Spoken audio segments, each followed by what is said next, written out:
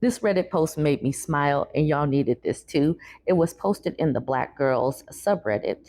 This woman says, Black girls' love affair with science is super cute. She posted this picture of these two young ladies. Her caption says, I don't know what all this means, but they did that. She's sitting up here supporting these young ladies. She don't even know what they're doing, but she knows that they're doing big things. Me, 1991 says, I don't understand what they did either, but seeing it made my heart smile. Anxiety Advanced says is basically a 2,000-year-old math problem no one else solved. And then Alphabet Mafia Suit says, why is this being downvoted? And Bored Host says, because Reddit is racist towards Black women. And they have convinced themselves that we're not intelligent. Okay, cool. But let's see what these young ladies did, because I surely went and grabbed the news article. This is being shared on multiple outlets, but I grabbed this article from CNN. Students discover and publish unexpected proof for a 2,000-year-old mathematical theory. Louisiana students Nakia Jackson and Calcia Johnson wowed their teachers in 2022 when they discovered a new way to prove the 2,000-year-old Pythagorean theorem in response to a bonus question in a high school math contest. But that was only the beginning. A volunteer at their former school, New Orleans St. Mary's Academy, encouraged them to submit their work on the famous mathematical theory to a professional conference. And in March 2023, they became the youngest people to present at the American Mathematical Society's Southeastern Sectional Conference in Atlanta. Their appearance elicited a wave of media coverage, including a spot on 60 Minutes. The pair received symbolic keys to the city of New Orleans and a shout out from Michelle Obama. Now, Jackson and Johnson, who started college last year, have notched another achievement, authoring an academic paper detailing their original proof, plus 9 more. Their work published Monday in the scientific journal American Mathematical Monthly. I'm so surprised that we're getting published in a paper at such a young age. Johnson, a sophomore studying environmental engineering at Louisiana State University, said in a video shared by the journal publishers, I didn't think it would go this far, said Jackson, who is pursuing a doctoral degree in pharmacy at Xavier University of Louisiana. And here they are pictured with Mayor Cantrell. I'm not sure who Mayor Cantrell is, but that's who they're pictured with. Doing the impossible. Experts describe Jackson and Johnson's approach as particularly challenging because trigonometry as a field is essentially based on Pythagoras' theorem. Thus, using trigonometry to prove the theorem typically requires what mathematicians call circular reasoning. However, the new proofs aren't circular, according to the study. None of the theorems we used in our proofs have already assumed the Pythagorean theorem to be true, the authors wrote in the paper.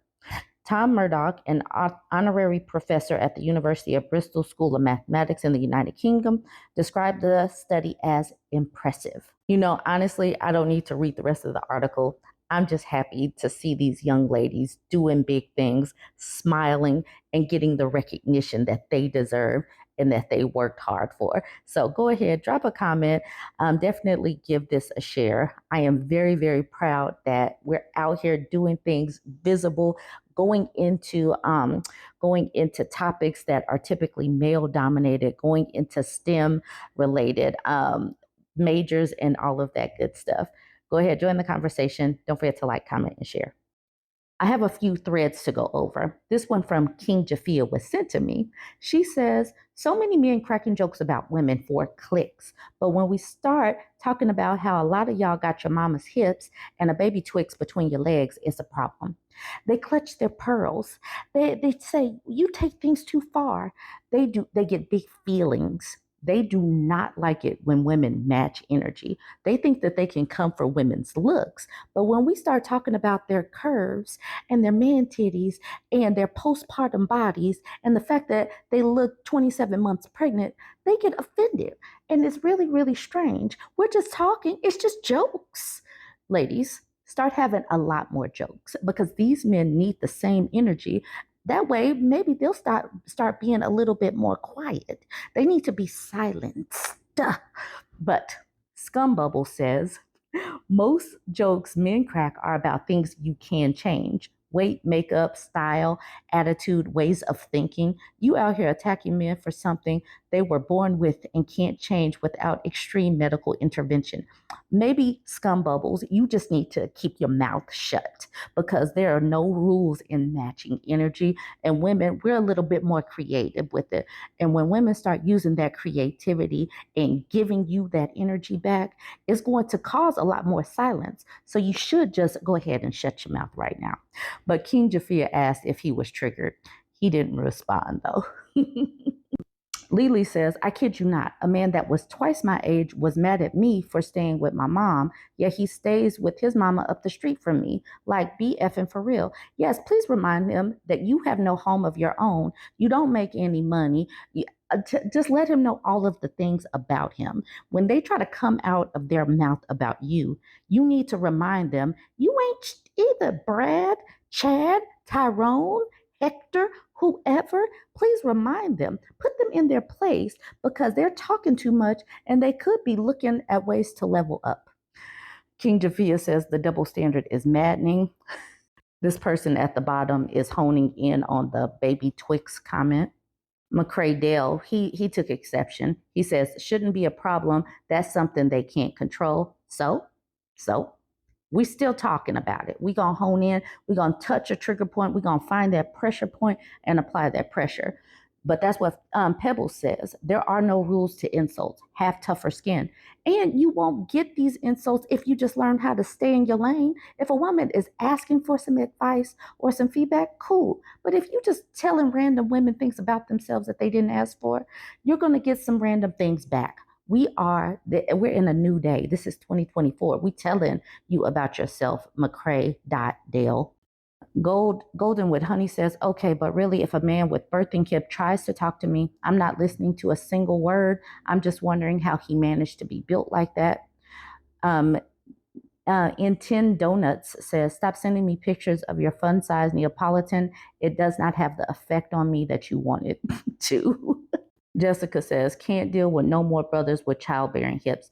It must be an epidemic because women all over different social media platforms are talking about these men with childbearing hips. These men need to get it together. Okay, then this was the thread directly underneath it. Chev Maid says, I need someone to help me understand why saying I don't want to date a man who hates women triggered so many men. And then Salah Mojam says, not true. Speaking on behalf of men, so he's talking for all of these men. We don't hate women. We hate what women become. So this is the spokesman right here. Salamo Jam is the spokesman for all men. She asked him to explain. TD says, please don't. It's going to be dumb. This person says there's literally 150 million plus women in the U.S. All that U-Haul haven't become anything. He's just grumpy. That made me chuckle. He's like, don't ask him anything. Don't answer. We don't want to know. I love this graphic that Lady Beatrix shared. Now, I want you to look at the women on the post. Look at their pictures. Look at these profile pictures. Women across different races are saying similar things. So she uses this graphic, and I know that we've seen this graphic and how the women have changed or whatnot. She added tattoos to this woman. But in this graphic, the man is saying, no man wants a woman who, and she just, shh. She says, we don't care. Mama Nurse says, just admit you have no respect for women. Then maybe, I don't know, work on that. Humble Honey says, you can't speak for all men, and some men have admitted to hating women. This person says, I guess he's all the men on earth in one man's body. Kitten says, I don't date men who hate women. Do you hate women? No, then it's not about you. If it does, wear the damn shoe, Cinderella. So that post from Chev made me go and look for the post that triggered men, and I can see why they are triggered, because she self-identifies as a feminist and an advocate for women. I get it. She says, as a feminist and a huge advocate for women, I can't seriously date someone who openly hates us. Once you tell me you have a list of things you hate about women, I feel compelled to exit stage left. This makes sense to me. This makes sense to me as a woman who advocates for women and a feminist. That's like being Black. You're not going to surround yourself by anti-Blackness or people that hate Black people. It's just silly. It's stressful. Why would I do that to myself?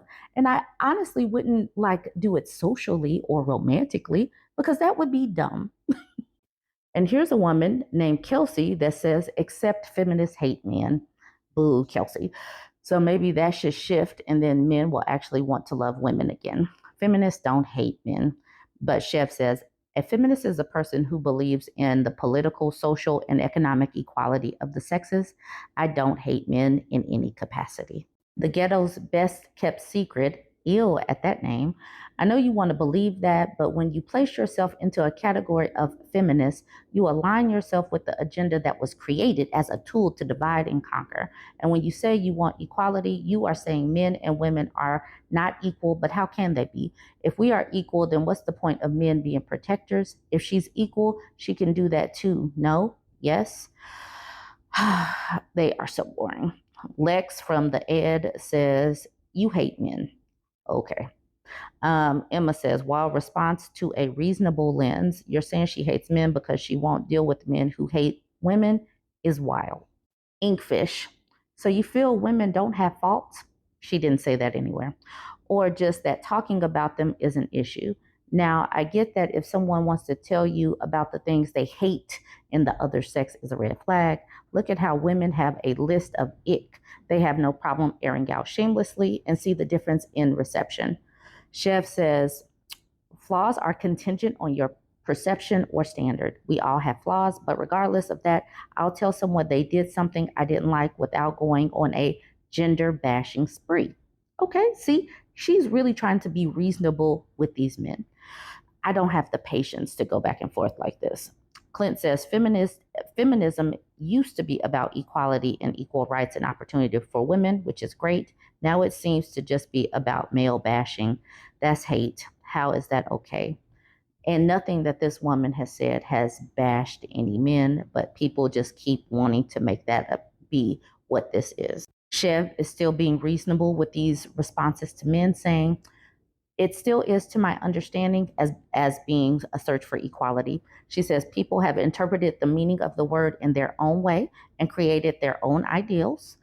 Thunder says, I 100% agree. So why wouldn't you work on the twisting of feminism on the women's side of things? I believe things would be much better if women called each other on their BS. However, they don't. Posts like yours, while you're right to do so, do not help the situation. It perpetuates the issues if you're not part of the solution. Oh God, please go.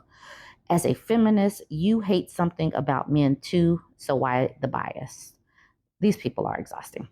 I'm going to end it with that before because it seems like there is a lot of men talking. And when they start to talk, and that you can tell that they don't know very much about feminism, except that they hate it.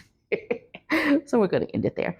Y'all join the conversation. Let me know what you think. Don't forget to like, comment, and share. I was tagged in this post a couple of times, but I had to do this particular one because there was a comment that's amazing that needs to be highlighted and talked about. This was in the Ask Women Over 30. So this woman says, I'm nearly 35 and 40-year-old men keep trying to have my babies. She says, I'm just venting. She says, because I am absolutely mind blown that I grew up in an era where I was told I would be approaching 35, desperate, and begging a man for a baby. Funny thing, I took my own tubes out at 31. So now I'm dating like, okay, maybe I'll find a husband by 45 if I'm bored. But if not, I can solo travel. It's fine.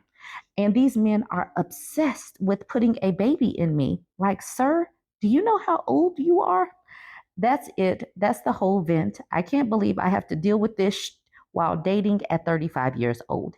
Yes, they are trying to put babies in women because in reality, they know that babies are anchors and they need to attach to a woman at these big ages that they are, because if they are 40 something and they created babies in the past, they probably didn't form relationships with them, or they blew through women like the community peen havers that they are, and they are approaching their old age. They're seeing their mortality. They're feeling the aches and pains. They're seeing that the women are not coming every 15 minutes like buses. So they need to settle down.